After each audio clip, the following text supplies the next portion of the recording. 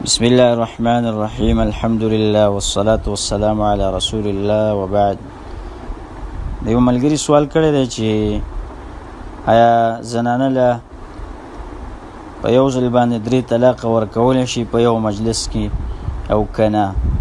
او دغه 3 طلاق دا یو واقع کیږي او کنه 3 په 3 واقع کیږي؟ الجواب بالله التوفيق. اول دا مسله یادول ضروری دی چې دا طلاق په 2 قسمه دی، یو طلاق سنی دی او بل طلاق بدعی دی. طلاق سنی الله سبحانه وتعالی فرمایلی دی یا ایها النبی اذا طلقتم النساء فطلقوهن لعدتهن. کله چې تاسو زنانه طلاق ورکوي نو داغه د عدت په وخت کې به طلاق ورکوي، داغه عدت ته وګورئ، او دا طلاق سنی دی. طلاق سنی دی ته وی علماء د دې وضاحت د سکړه دی چې زنانه کله طلاق ورکې نو دا به په طهر کې ورکې چې زنانه پاکي، او دویم د سي طهر چې پاغي کې تا د غي سره جما نه کړي، او دریم دا دی چې طلاق ورکې نو یو طلاق ورکې 3 طلاق به نه ورکې. او دی په مقابل کې طلاق بدعي دی، د دې بالکل الټه دی چې کله زنانه طلاق ورکې نو د حیض حالت کې طلاق ورکول دا بدعي طلاق دی. دویم دا دی چې باغه طهر کې طلاق ورکې چې پاغي کې تا سره جما کړي، کورواله لري کړي، نو په دې وخت کې طلاق ورکول دې ته طلاق بدعي وي. او دریم دا دی چې په یو مجلس کې طلاق ورکې، په یو ځای باندې 3 طلاق ورکې، نو دا طلاق بدعي دی. علما په دې باندې اتفاق کړی دی چې دا بدعي طلاق ورکول زنانه دا حرام کار دی. اوس راځو دې مسلې ته چې دا 3 طلاق په یو ځای ورکول دا یو واقع کیږي او کنه دا 3 په 3 واقع کیږي. جمهور علما و ائمه 4 هغه دا قول کړی دی چې دا 3 طلاق په یو مجلس کې ورکول دا 3 واقع کیږي،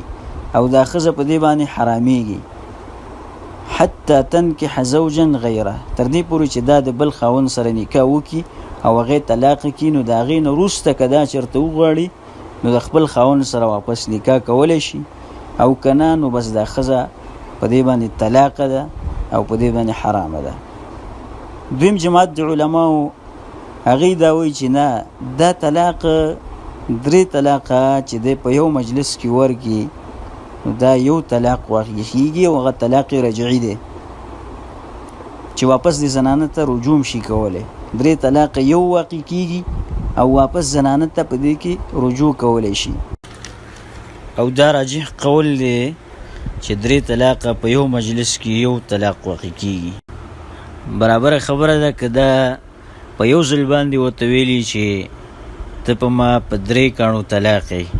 او کنه چې جدا جدا وته ویلي چې ته په ما طلاقې، ته په ما طلاقې، ته په ما طلاقې، نو هیڅ فرق په دې کې نشته. او دا رایه ده د یو جماعت د صحابه کرام او تابعینو، او دا رایه غوره کړې ده شیخ الاسلام ابن تیمیه رحمه الله او ابن القیم رحمه الله. استدلال کړی دی په حدیث باندې چې په صحیح مسلم کې راغلی دی د ابن عباس رضی الله عنه. هغه وایي کان الطلاق على عهد رسول الله صلى الله عليه وسلم وأبي بكر وسنتين من خلافة عمر طلاق 3 واحدة. دا وایي چې طلاق د رسول الله صلی الله علیه وسلم په زمانه کې او د ابو بکر رضی الله عنه په وخت کې او 2 کاله د عمر رضی الله عنه په خلافت کې 3 طلاق په یو طلاق حسابې ده. نو بیا عمر رضی الله عنه دا فیصله وکړه چې خلکو د طلاق نه څخه غب شپ جوړ کړي، نو دا 3 طلاق په 3 باندې حساب کړو. دا فیصله پر خلکو باندې وکړه چې چا 3 طلاق وکړه نو دا به 3 ثابتېږي او دغه به خزه په دې باندې طلاق او حرام وي. عمر رضی الله عنه دا سیاستن دا حکم کړی دی، او دا د عمر رضی الله عنه د اجتهاد خپل ذاتی اجتهاد وو. د دې وجنه نه کړی چې یاره نور څه دلایل دي، او د دې وجنه کړی چې دا د عمر رضی الله عنه یو اجتهاد او سیاستن د عمر رضی الله عنه دا حکم نافذ کړ. او دویم دلیل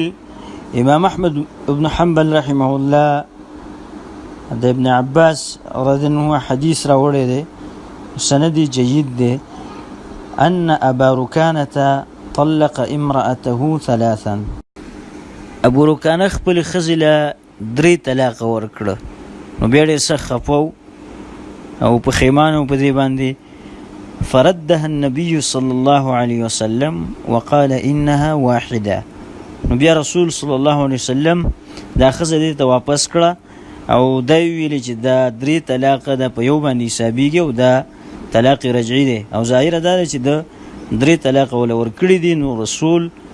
صلی الله علیه وسلم دا په یو طلاق باندې حساب کړی دی او دا صحیح حدیث دی امام احمد بن حنبل رحمه الله راوړی دی او سند جید دی نو د دین دا معلومیږي چې دا 3 طلاق دا یو طلاق واقع کیږي او 3 طلاق نو واقع کیږي والله تعالی اعلم